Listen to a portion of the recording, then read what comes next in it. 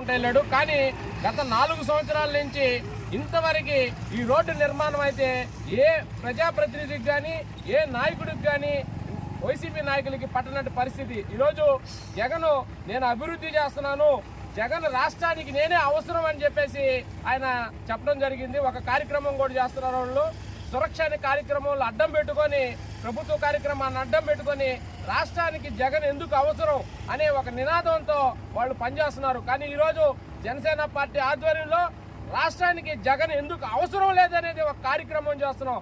ఈరోజు రోడ్లు వ్యవస్థ కావచ్చు, అధికారంలోకి వచ్చిన తర్వాత సిపిఎస్ రద్దు చేస్తారని జగన్ ఇంతవరకు చేయలేదు. గుర్తుపెట్టుకోండి, వైసీపీ ప్రభుత్వంలో దశల వారీగా మద్యం అని చెప్పి ఇంతవరకు మద్య నిషేధం చేయలేదు. అదేవిధంగా వైసీపీ అధికారంలో రావడం కోసం ప్రతి బిడ్డకు అమ్మఒడి అని చెప్పి ఏ బిడ్డకు కూడా ఒక బిడ్డకి వేయడం జరిగింది. కానీ విచ్చలవిడిగా ఇసుక దందా, గ్రావుల దందా, మాఫియా